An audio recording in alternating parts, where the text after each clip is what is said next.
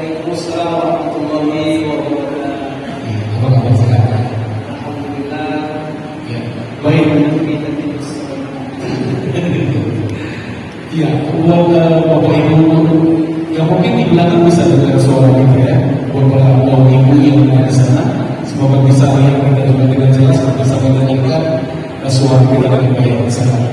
Nah, ini masih dalam masa safari Ramadan untuk Muharram 1442 Hijriah, dan saya akan sampaikan terlebih dahulu tentang perkenalan terlebih dahulu sedikit profil dari narasumber kita yang hadir.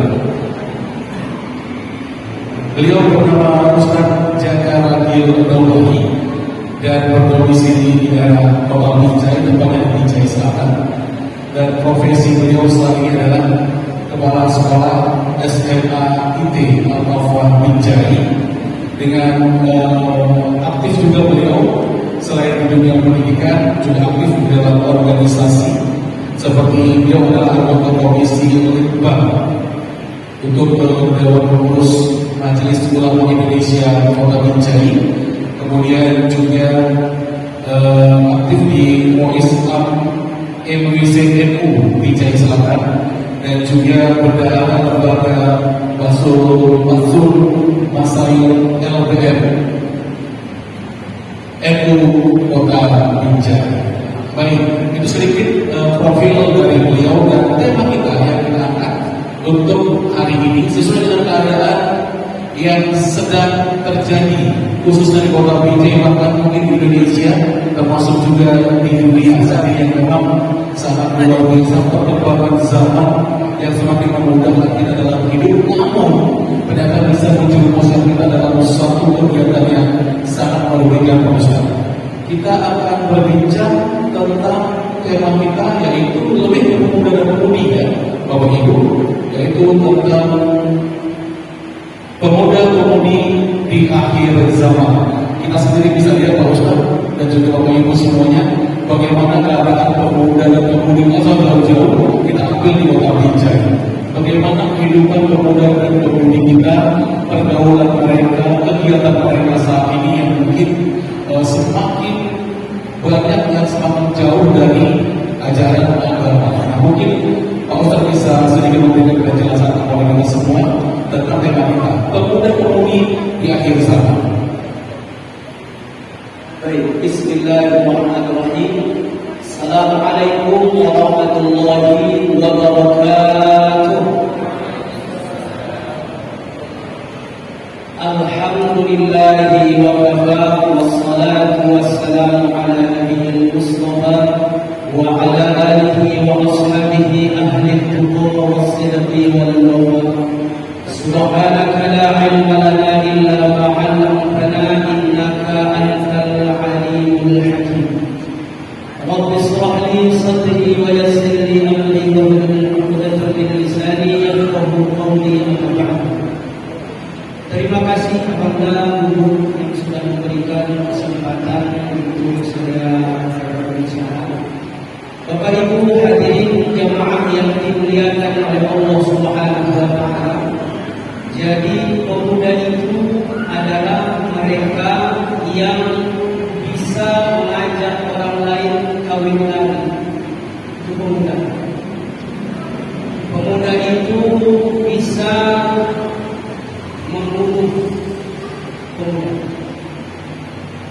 Artinya pemuda itu adalah seseorang yang sudah punya potensi untuk mengambil keputusan-keputusan besar di dalam hidup. Celakanya pemuda-pemuda itu sering terdampak infantilisasi, dianggap infantil, anak-anak oleh orang-orang dewasa, dianggap orang yang tidak begitu berpengalaman, dianggap orang yang masih anak-anak oleh senior-senior, misalnya oleh orang-orang yang sudah dewasa. Jadi mereka tidak punya ruang untuk diberi penilaian. Mereka tidak punya punya tempat untuk berekspresi, menunjukkan eksistensi mereka. Saya sempat terkagum bapak-bapak, ibu-ibu yang dimuliakan Allah Subhanahu wa taala. Waktu saya melintas di jalan Tuanku Imam Bonjol, ada angkot kosong, kecepatannya kencang ini. Di samping pintu angkot kiri kan ada pintu yang ada pintunya. Ada sekali terbuka, ada membantu di situ anak-anak sambil berteriak, "Wah, pinggir, pinggir, pinggir, pinggir!" Darurat ini darurat. Rupanya waktu dia melintas di dalam angkot itu ada bapak-bapak tua yang terkawal. Mungkin korban kecelakaan dan lain-lain. Itulah pemuda. Kalau dipakai potensinya, masalah itu terasa lebih mudah dan pekerjaan terasa lebih segar. Nah, itulah pemuda. Tapi nyatanya itu kan harapan ya, harapan kita pemuda itu begitu. Ini kenyataan. Saya dulu SMA, saya juga pernah aktif sebagai musyrif ya. Orang yang menjaga asrama di satu lembaga pendidikan yang setara dengan perguruan tinggi. Ternyata anak muda kita sekarang ini mudah sekali terbebani. Apa sebabnya? Mereka mudah sekali terbebani karena basic agama yang mereka bawa berinteraksi dengan kehidupan sosial tidak kuat. Makanya Rasulullah Shallallahu Alaihi Wasallam katakan, Innal Islam bada'a ghoriban. Sesungguhnya Islam itu, Islam dan orang-orang yang memeluk agamanya, Muslim kita bilang, bada'a ghoriban, datang permulaan dalam keadaan asing, asing, kucilkan.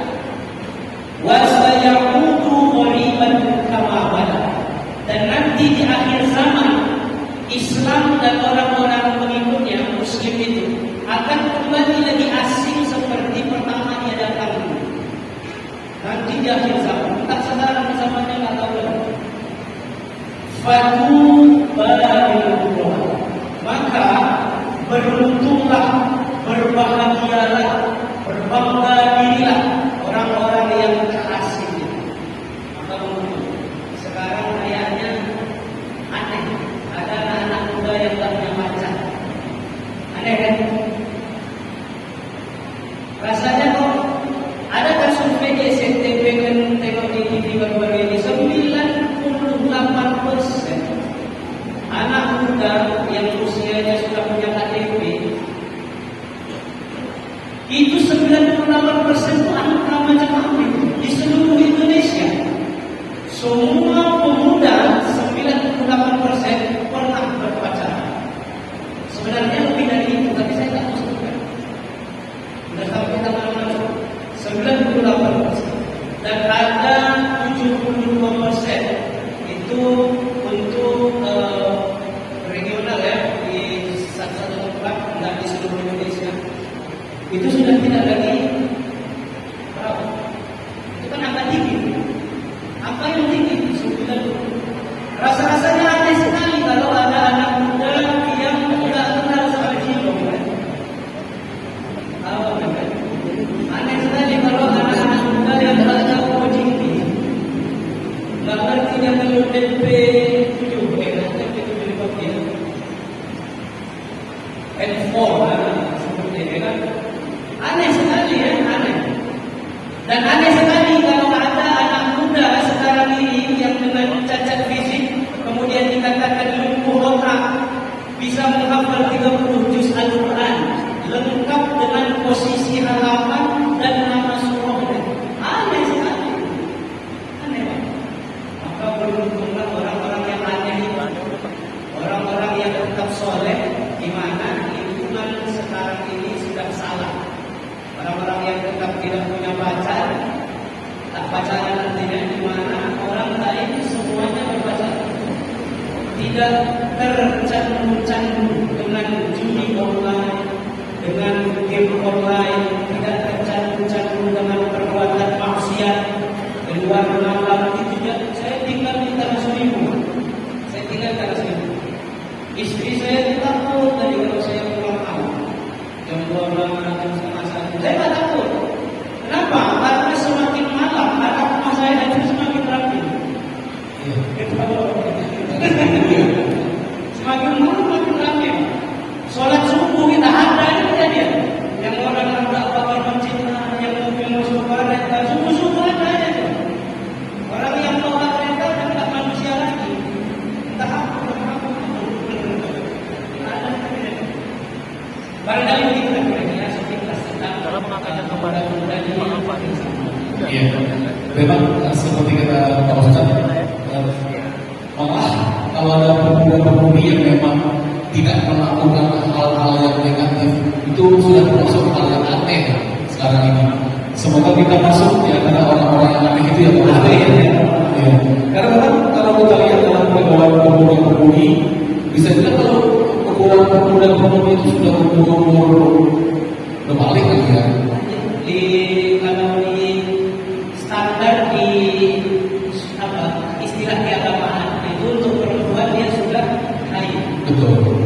Untuk laki-laki dia sudah ihtilam. Membahasakan ihtilam ini memang dia harus kinayah ya. Sudah mimpi basah. Iya. Saya rasa paham sebenarnya. Betul. Nah, jadi kalau kita lihat memang pemuda-pemuda ini kan pemuda-pemudi yang masih baru usia-usia menjelang remaja ke dewasa. Pasti mereka itu butuh bimbingan dari keluarga, bimbingan dari guru di sekolahnya mungkin, atau juga bimbingan dari tokoh-tokoh agama. Nah, apakah mungkin Pak Ustadz bisa lihat nih dari untuk Bapak Binjai aja, apakah sudah cukup kita lihat tokoh-tokoh yang ada baik keluarga maupun tokoh-tokoh agama itu yang memang membackup atau membentengi anak-anak muda Kota Binjai ini khususnya agar tidak lebih jauh terjerumus dalam kehidupan yang kita bilang sangat-sangat berbeda. Saya rasa untuk fasilitas pendidikan, kemudian fasilitas yang lain, keamanan dan lain-lain itu sudah cukup sekali untuk dibinjai. Tapi sekarang permasalahan itu berangkat dari keluarga. Jadi basic keagamaan itu tidak kokoh di keluarga. Jadi bapak-bapak, ibu-ibu yang dimuliakan oleh Allah Subhanahu wa taala, mesti kita pahami bahwa anak-anak kita yang tumbuh ini dia bukan nol, dia bukan kosong. Minta izin Ustaz Zuhri Ahmad, beliau ini adalah magister pendidikan. Itu dalam teori pendidikan ada istilahnya tabula rasa. Kita bisa lihat John tabula rasa itu mengatakan bahwa bayi yang lahir itu seperti kertas putih yang bersih, tidak ada noda, tidak ada tinta di atas. Kemudian kedua orang tuanya lah yang menggambar di kertas. Karena di dalam Islam ternyata bertolak belakang dengan teori John itu. Kullu mauludin yuladu 'ala al-fitrah. Setiap anak yang lahir, bayi yang lahir itu terlahir dalam keadaan fitrah. Fitrah ini bukan seperti bayi yang bukan seperti kertas putih. Ternyata fitrah ini bukan seperti kertas putih. Dalam Al-Quran Allah Subhanahu wa taala mengatakan fa'alhamaha fujuraha wa taqwaha. Bayi yang lahir itu diilhamkan oleh Allah Subhanahu wa taala sifat fujur dan sifat takwa. Fujur dan sifat takwa. Berarti bayi yang lahir itu membawa dua potensi ini, tidak kosong dia. Dia punya potensi fujur dan potensi takwa. Kemudian ketika di alam ruh, kita semua yang sudah ada di bumi ini dulu kita berada di alam ruh. Nah, ini nanti ada 12 fase itu yang akan kita lakukan. Yang pertama ruh, yang kedua langit, yang ketiga dunia, masuk ke barzakh, seterusnya sampai surga dan neraka. Mudah-mudahan kita yang akan nanti masuk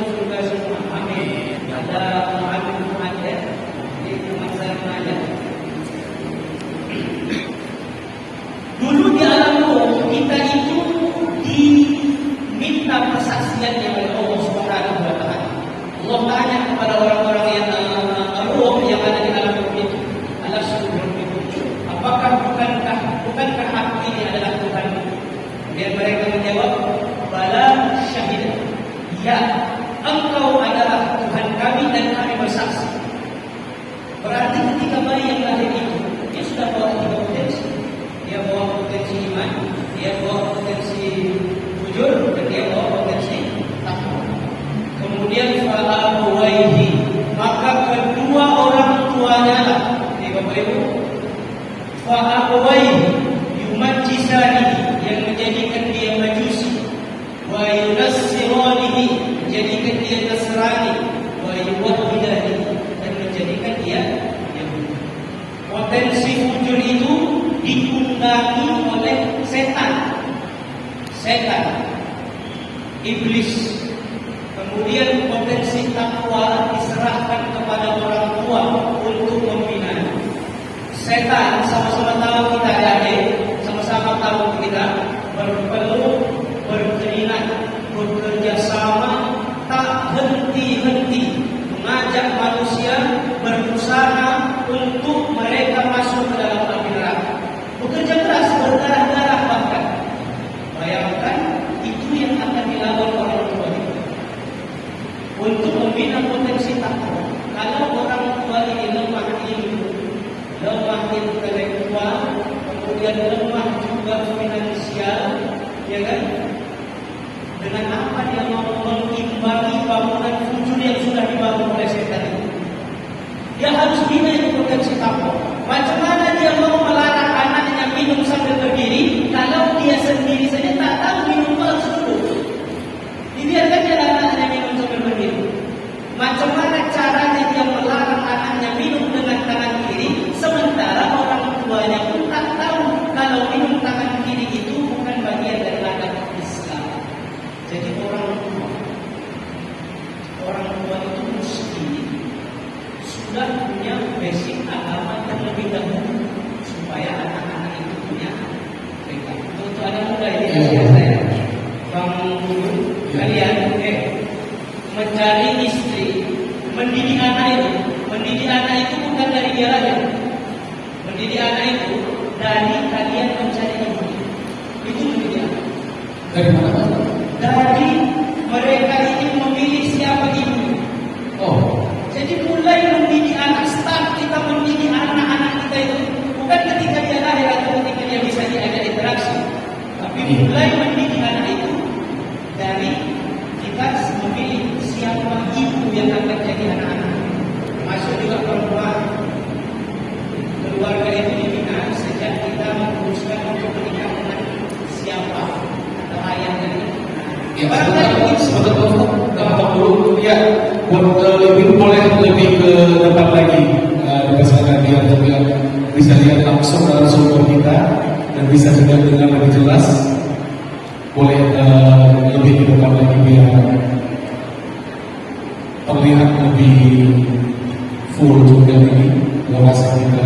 Di belakang juga masih banyak teman-teman yang sedang sholat. Ya baik.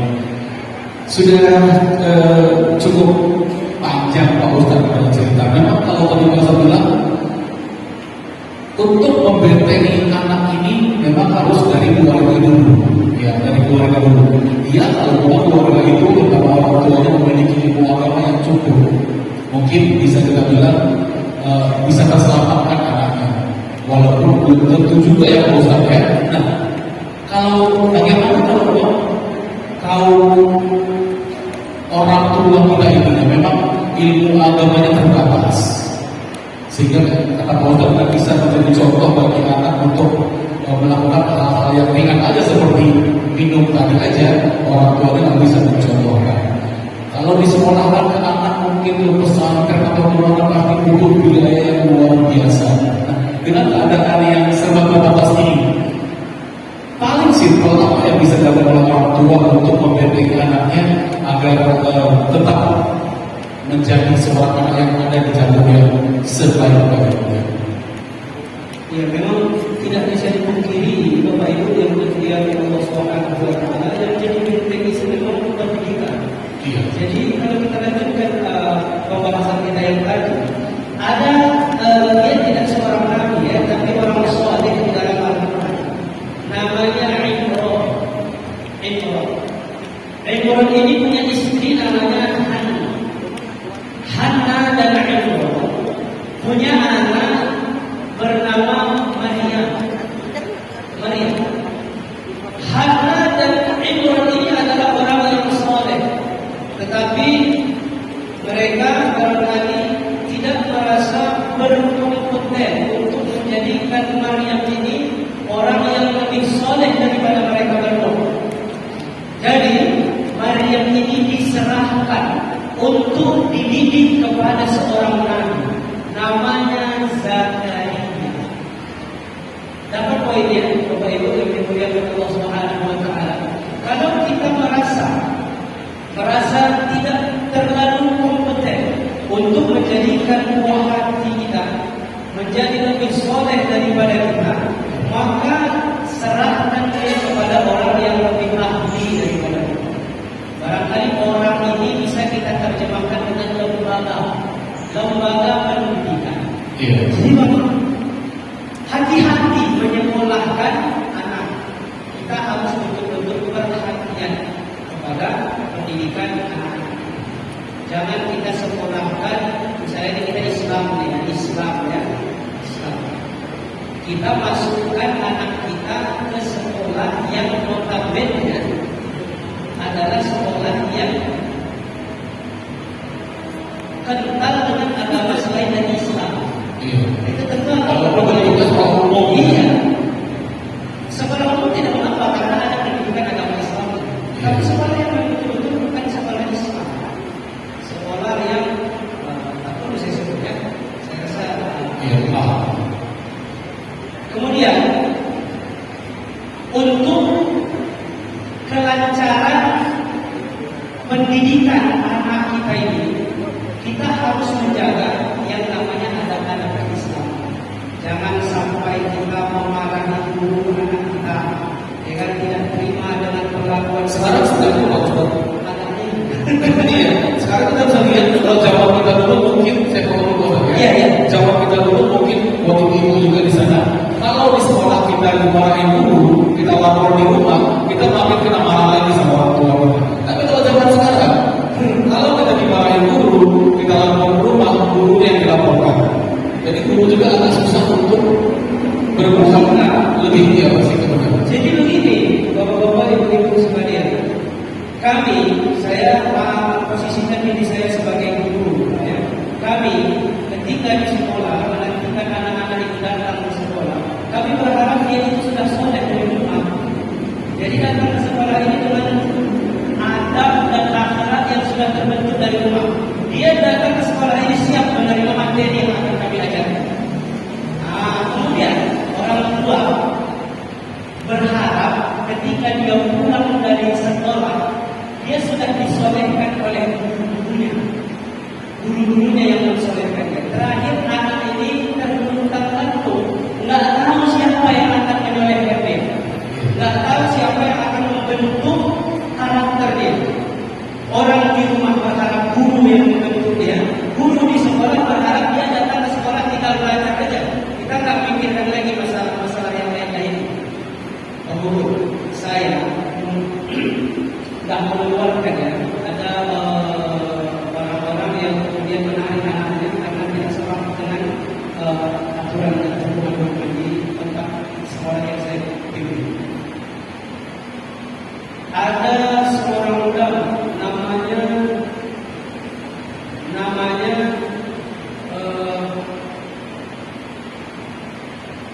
sebutlah namanya apa saya lupa. Ada Jilani, ada Jilani, ada ujungnya Jilani. Ya, intinya ujungnya Jilani, ulama tasawuf. Ada ingat apa itu? Jadi beliau ini punya tempat mengajar, ya, sekolah. Jadi ada satu orang tua yang menyekolahkan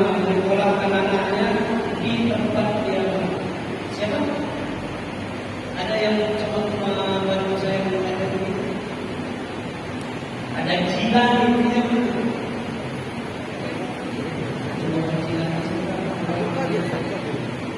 Siapa?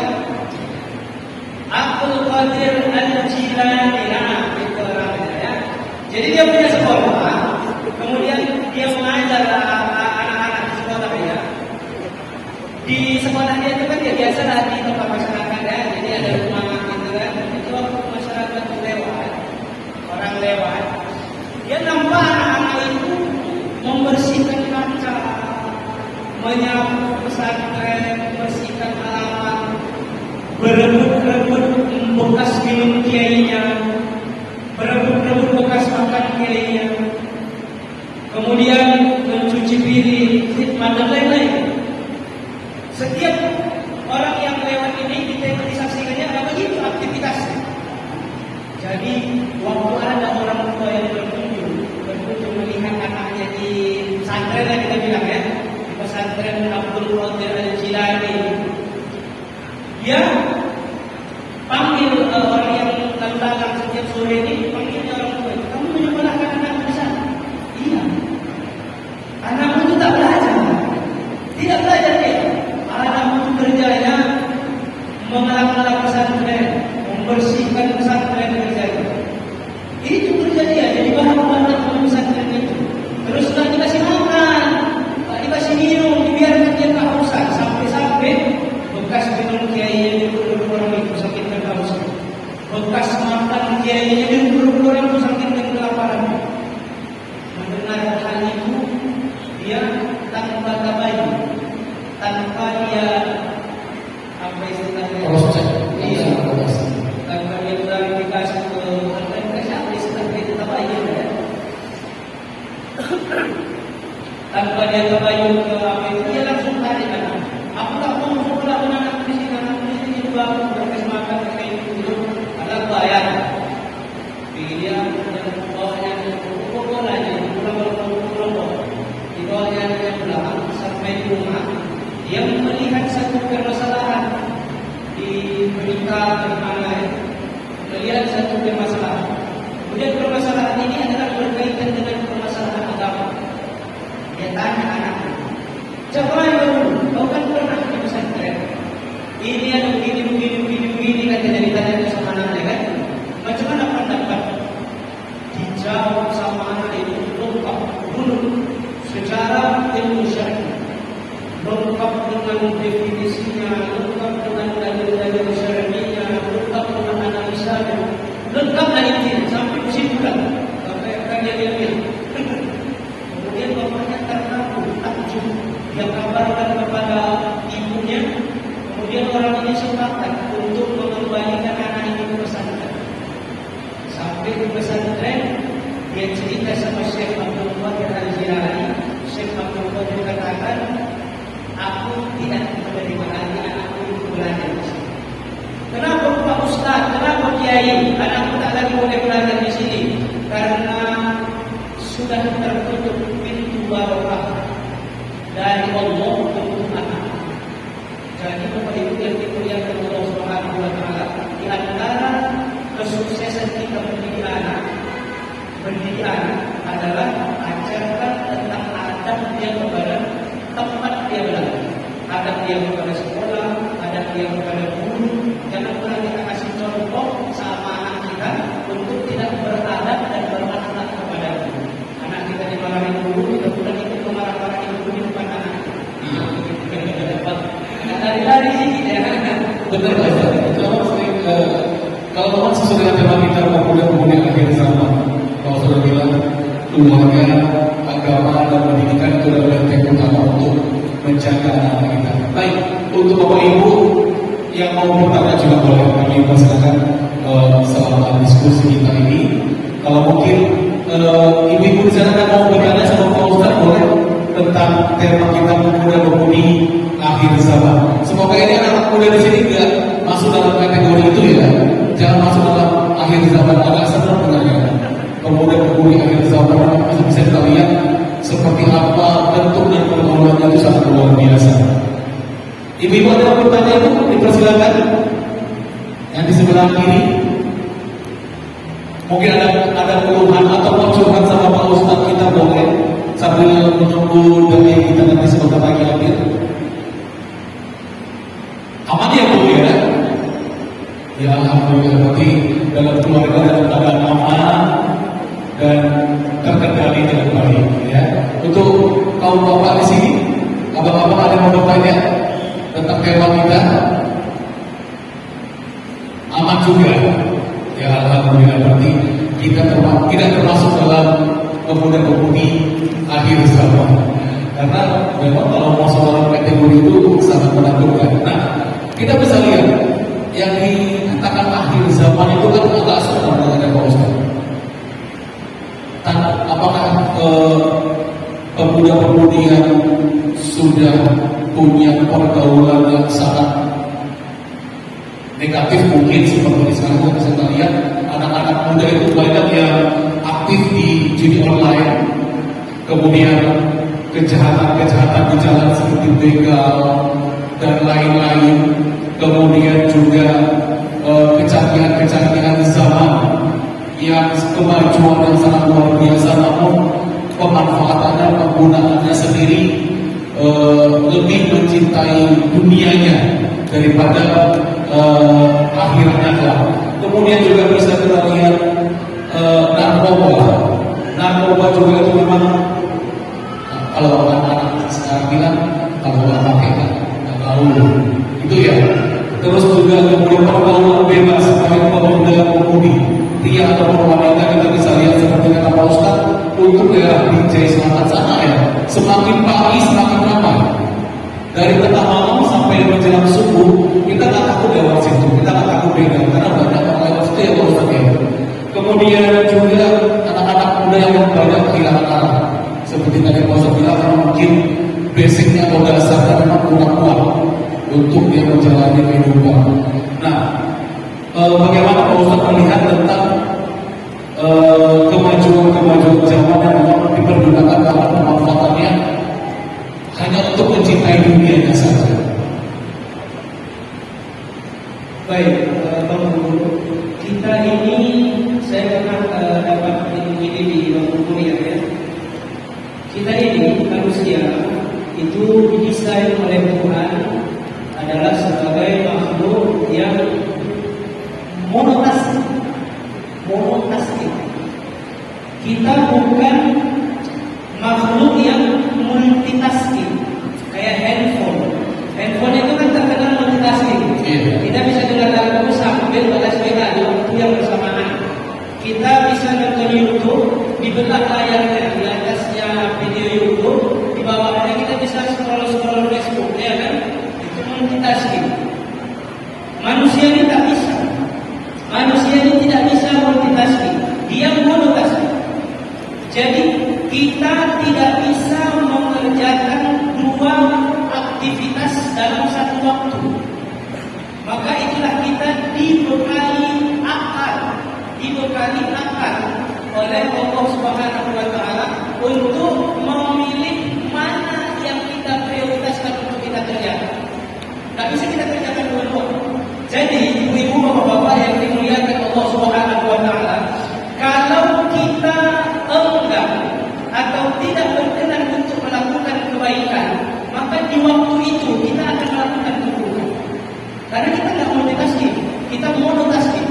Misalnya kita di forum ini walaupun banyak ya, ini belum tentu 100% betul yang saya catatkan ini ya.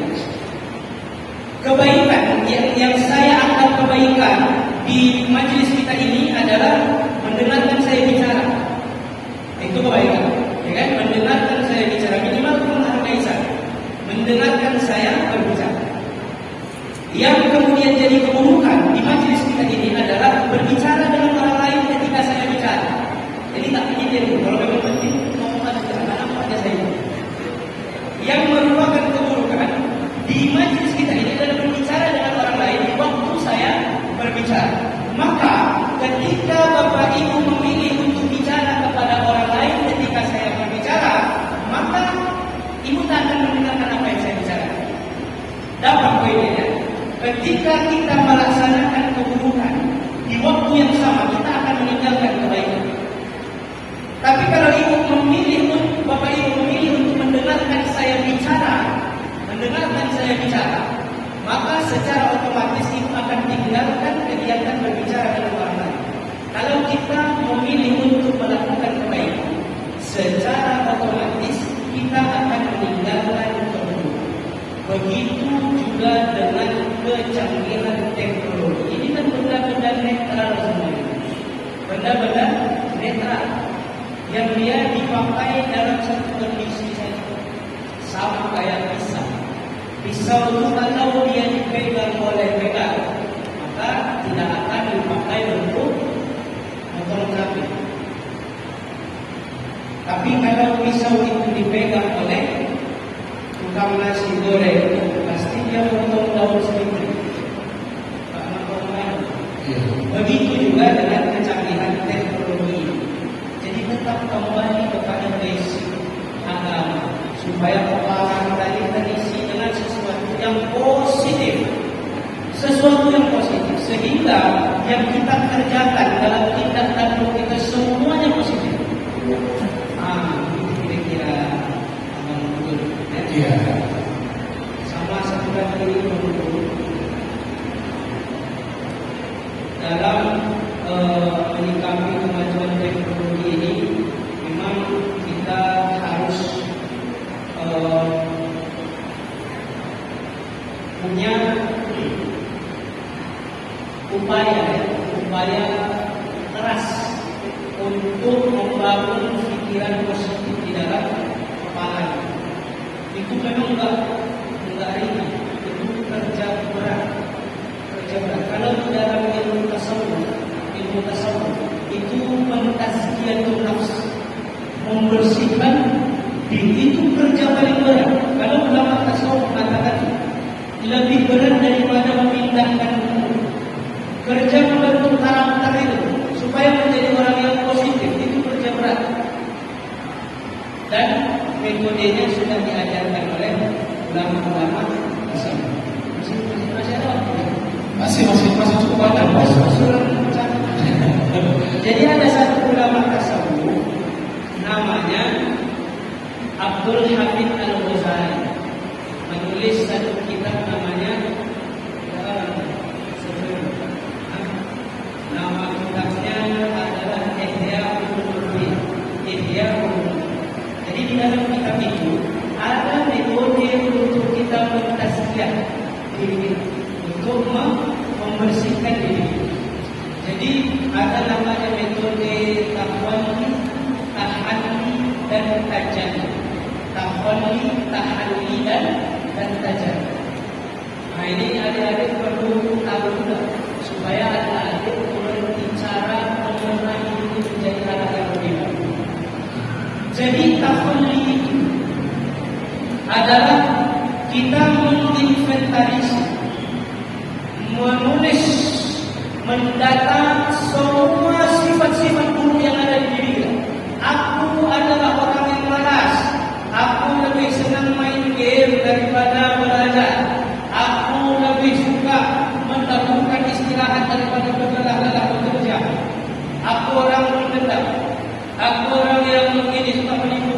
Aku tulis semuanya. Ditulis semuanya. Kemudian diletakkan di cermin. Jadi tambahan saya ada. Diletakkan di cermin batu. Kemudian sambil kita bercermin, kita tunjukkan tulisan itu. Itulah aku.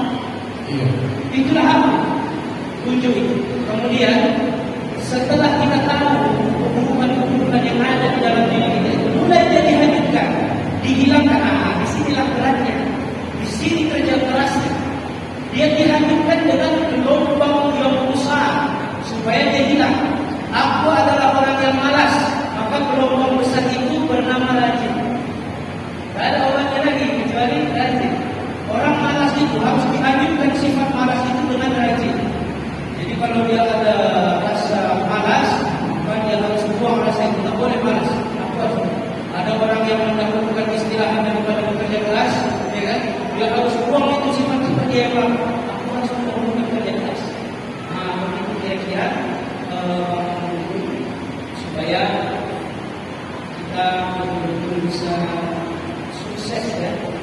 sukses dunia dan akhirat.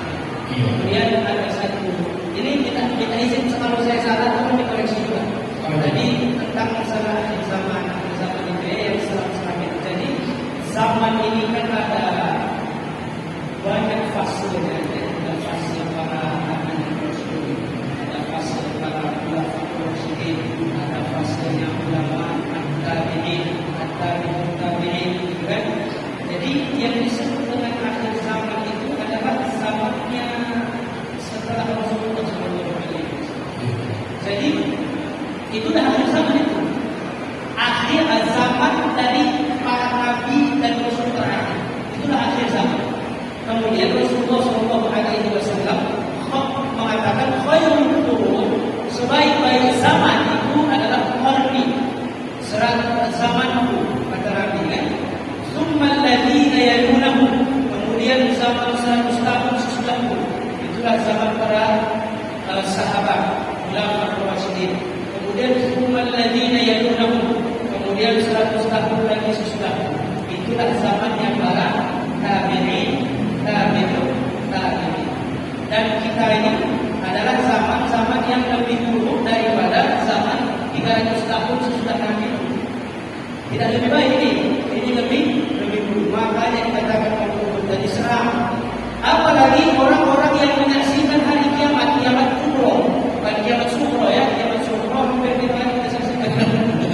Kiamat kubro, yang menyaksikan kiamat kubro, yang nampak dia bersatu langit dan bumi itu adalah seluruh manusia. Itu orang-orang yang hidup di zaman itu adalah seluruh manusia. Tapi yang kita prediksi kiamat dah lewat. Ada di sosial ya. Benar. Semoga aja kalau kita punya sama ya kita tak usah menyaksikan lah ya kiamat yang luar biasa itu ya. Mudah-mudahan nanti diceritakan sama Buya Usman ya. Kalau orang-orang yang punya iman di dadanya itu ada dua nanti dari timur ya. Ada hembusan asap. Iya. Sampai orang-orang betul-betul itu label beriman dia kena terhirup dulu asap itu meninggal dulu. Jadi orang beriman walaupun kecil imannya tidak punya sebenarnya. Dia akan begitu. Mudah-mudahan nanti kita bangun ya sebelum dia ada.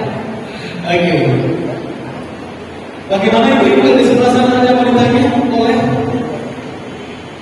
Saya ke sana boleh bertanya?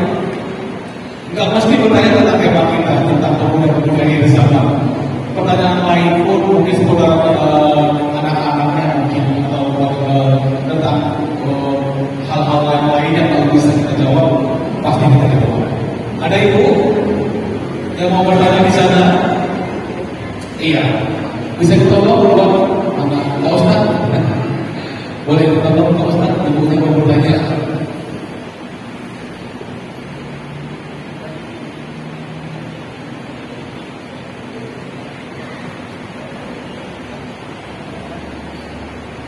Assalamualaikum warahmatullahi wabarakatuh.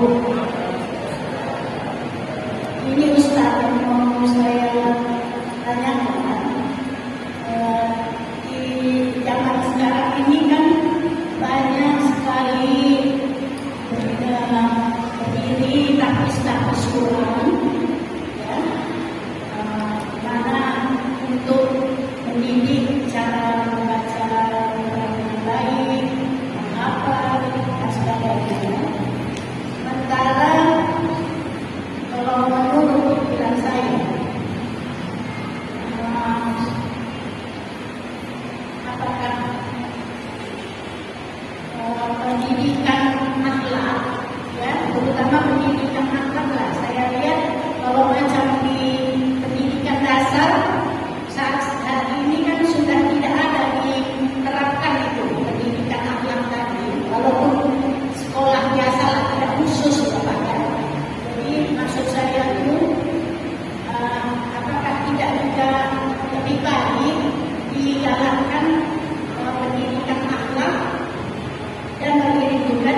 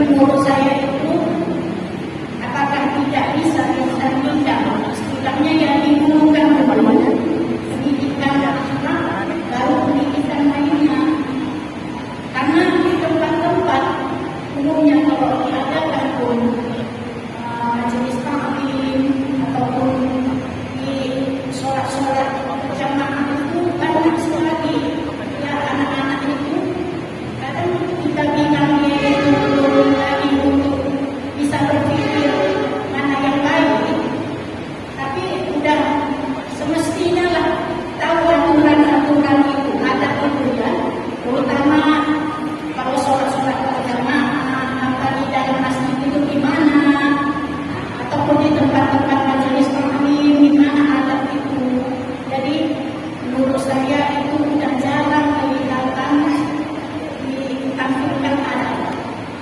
Kebanyakan ya itu tadi pengetahuan. Jadi menurut saya apa yang mana yang lebih baik itu Ustaz. Terima kasih. Waalaikumsalam warahmatullahi wabarakatuh.